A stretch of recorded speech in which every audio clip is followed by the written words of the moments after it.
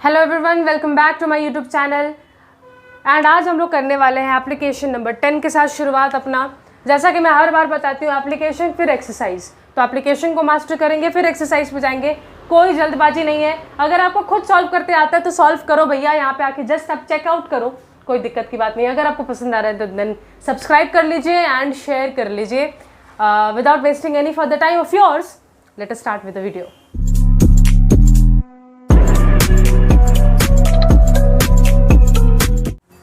देखिए दोस्तों, application number 10 कहता है लेट अस सॉल्व करते हैं। x + 4 and 2x - 3 = 6। एक मिनट दीदी, ये तो क्वाड्रेटिक इक्वेशन जैसा नज़र ही नहीं आ रहा। तो नज़र इसको करवाते हैं, ऐसा कुछ करते हैं मैनिपुलेशन यानी इसके साथ कुछ तामझाम करते हैं जिससे क्वाड्रेटिक इक्वेशन के फॉर्म में दिखने लग जाएगा।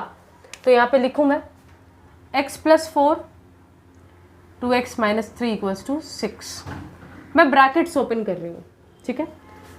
मैं इस x का पहले इसके साथ इंटू करती हूँ, फिर इसी x का पहले इसके बाद इसके साथ इंटू करती हूँ। तो 2x² यहाँ और लिख देती हूँ, और x - 3 - 3x। फिर मैं 4 का इसके साथ इंटू करती हूँ, तो +8x + 4 - 3 - 12, और यहाँ है 6। ये और ये लाइक टर्म्स है, तो -3x + 8x इज +5x -12। और अगर यहाँ से मैं 6 को इस साइड ले आऊँ तो -12 - 6 इज -18 = 0। क्लियर है? -18 = 0। अब ये क्वाड्रेटिक इक्वेशन के फॉर्म में दिख रहा है, लेकिन अगर उसने कहा है सॉल्व तो वो सॉल्यूशन यानी कि x का वो दो वैल्यूज़ यानी कि इस इक्वेशन का रूट्स जानना चाहता है। लेकिन अभी तक तो रूट्स फाइंड करने का हम लोगों ने सिर्फ फैक्टराइजेशन मेथड ही जाना है, तो उसी मेथड से हम लोग रूट्स सॉल्व करेंगे, रूट्स को निकालेंगे। तो क्या मेथड था? x² का कोएफिशिएंट और कांस्टेंट को इंटू कीजिए। 2 × 18 क्या होता है? 36। 36 का आप एलसीएम लीजिए।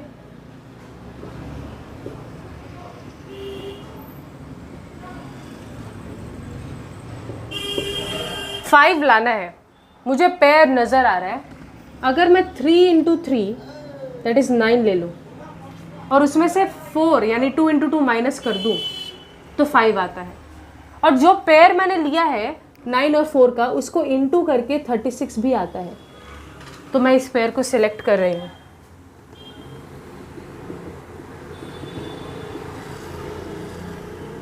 किया मैंने। उसके बाद ब्रैकेट्स ओपन किया, इसमें से कुछ कॉमन नहीं आ रहा है, बस x आ रहा है, तो यहाँ पे x कॉमन लेके रख देते हैं। यहाँ पे -2 कॉमन आ रहा है, तो 2x + 9 यहाँ पे भी बच गया। ये और ये सेम है, तो 2x + 9, और ये जो बच गया उसको इधर छोड़ दिया मैंने। हो सकता है जब या तो ये 0 हो जाए या तो ये 0 हो जाए, यानी या तो x का वैल्यू -9/2 हो जाए या तो x का वैल्यू 2 हो जाए। These two are the roots of this equation. Note down कीजिए। तो दोस्तों, x/3 + 3/x = 4 1/4 where x is not equals to 0। इस क्वाड्रेटिक इक्वेशन का सोल्यूशन निकालना है। पहली बात तो क्वाड्रेटिक नज़र भी नहीं आ रहा। और दीदी ये क्या कंडीशन है? देखो, मैथ्स में हमेशा आप चीज़ों को फील करो। कंडीशन एक इम्पॉर्टेंट चीज़ है। x का वैल्यू 0 तो है नहीं, 0 क्यों नहीं है? देखो, इसका पहले लॉजिक समझो। मैं इस पहले भी वीडियो में आपको बता चुकी हूँ क्वाड्रेटिक इक्वेशंस का, स्टार्टिंग वाले वीडियोस में, क्योंकि x का वैल्यू 0 नहीं है, इसका भी खुद का मीनिंग है। अगर आप कोई नंबर लिखते हो 4/2 और आपको बोला जाता है कि इसको सॉल्व करो, तो आप बोलते हो इसका आंसर है 2। क्या किया आपने इस तरीके से कुछ किया होगा, लेकिन आपने सोचा क्या था?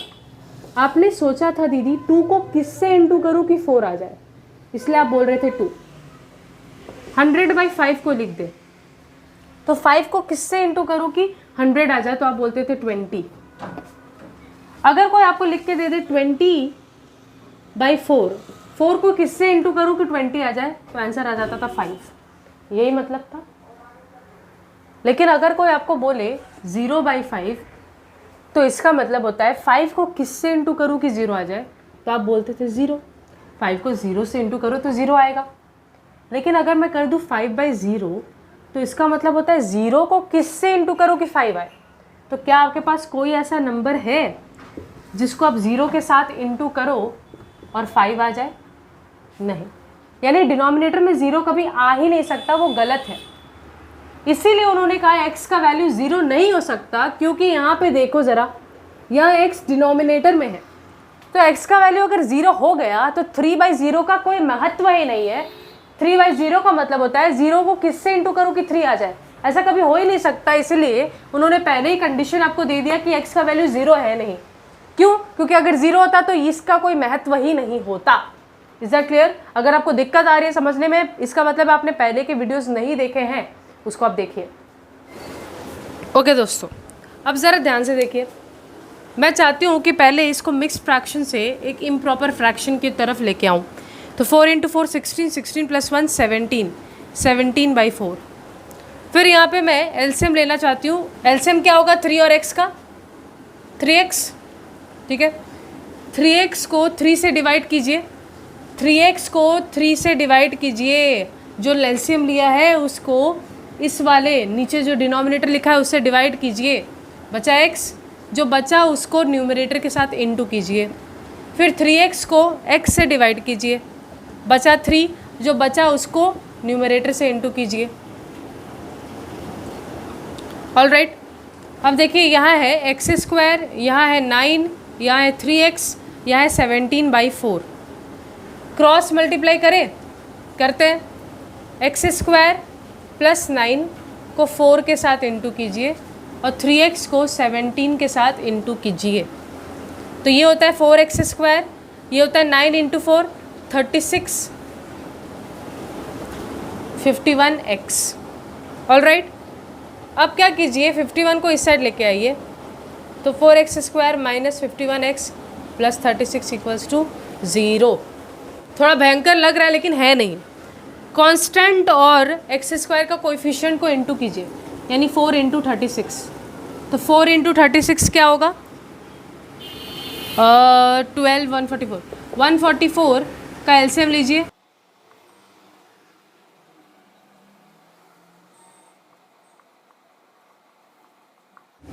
2 × 4, 4 × 8, 8 × 16, तो ये है 16, 16 3 × 48, 16 3 × 48, और 48 में प्लस कर दूँ 3 तो क्या बनता है? 51। 51 चाहिए, सही है।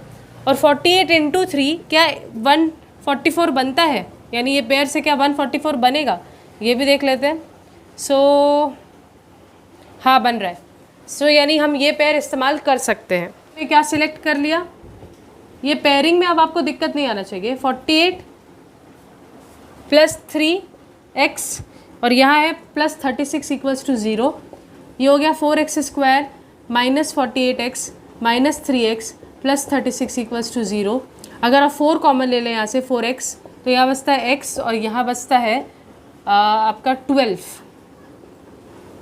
और अगर यहाँ से आप 3 कॉमन ले लें तो यहाँ बचता है x, यहाँ बचता है x - 12। ऑल राइट, ये और ये सेम है, लीजिए कॉमन, और ये जो बच गया इसको अलग ब्रैकेट में डालिए। ये हो जाता है, या तो ये 0 होगा या तो ये वाला चीज़ 0 के बराबर होगा, यानी x का वैल्यू या तो 12 होगा या तो x का वैल्यू 3/4 होगा। Is that clear? Note down कीजिए, इंपॉर्टेंट सम्स है। ओके दोस्तों, एप्लीकेशन नंबर 12, ये वाला सम्स बहुत इंपॉर्टेंट है, ज़रा ध्यान से देखो। a/x - b + b/x - a = 2। कैसे करेंगे इसको सॉल्व करना है हम लोग को, यानी कि वही अगेन रूट्स निकालना है आपको, x का 2 वैल्यूज़ निकालना है। तो आप बोलेंगे दीदी इस 2 को, देखिए पूरा टेक्निक नोटिस कीजिएगा, इस 2 को क्या मैं इस तरीके से लिख सकती हूँ 1 + 1? अरे हाँ भाई, लिख ही सकते हैं। अच्छा, इस 1 + 1 को मैं इस साइड लेके आ रही हूँ, इस 1 + 1 को मैंने इस साइड लेके आया तो साइन चेंज हो गया, माइनस हो गया।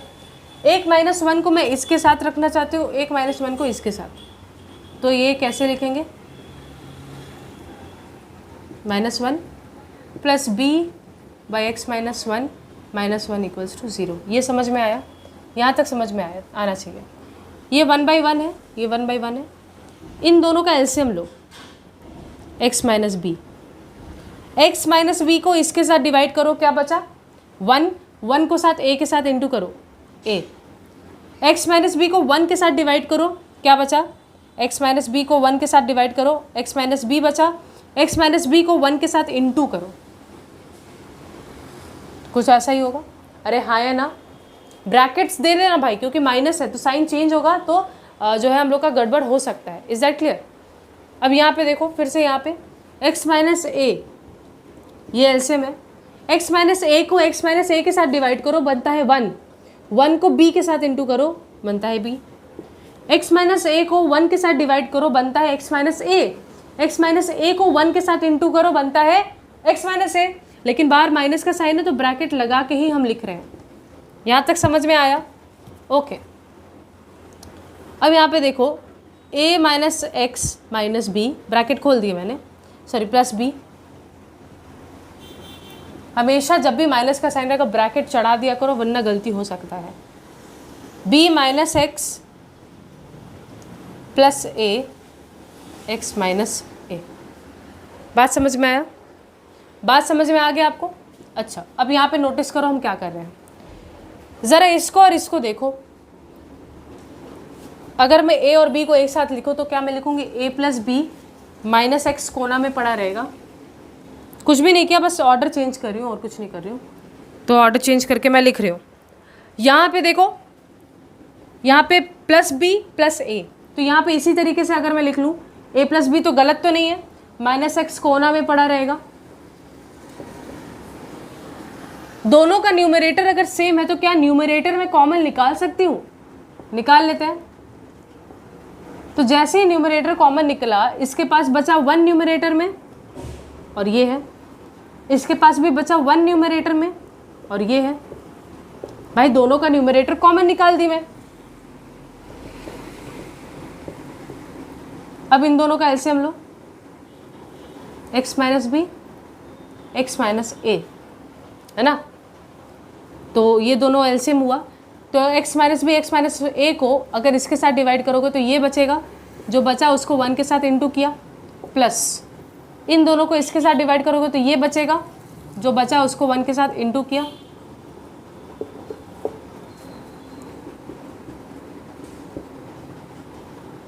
तो ये x plus x 2x minus a minus b, ये है x माइनस बी, ये है x माइनस ए और यहाँ है 0, है ना भाई। अच्छा, अगर मैं चाहूँ तो इसको मैं उस साइड भेज दे सकती हूँ।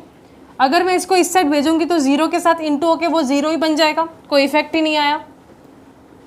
तो यानी कि आपके पास कुछ ऐसा बचा है, क्योंकि आपने इसको इस साइड भेजा तो 0 के साथ इंटू होके 0 ही बना, कोई इफेक्ट नहीं आया। अब मुझे बताओ, दो चीज़ों का प्रोडक्ट तभी 0 होगा जब या तो ये 0 हो जाए या तो ये 0 हो जाए, है कि नहीं। a plus b minus x 0 होगा, या तो 2x minus a minus B 0 होगा। x को इस साइड रखिए, बाकी सबको उस साइड भेजिए। तो माइनस एक्स इस साइड है, माइनस ए माइनस बी, इधर से माइनस कॉमन लीजिए तो ये होता है a प्लस बी, ये माइनस और ये माइनस कैंसिल, तो x का वैल्यू आ गया a प्लस बी। 2x इधर रहने दो, a को उस साइड भेजो, b को उस साइड भेजो, प्लस हो गया दोनों। x से 2 से डिवाइड कर दो तो ये हो गया a plus b by 2। These two are the roots of this equation.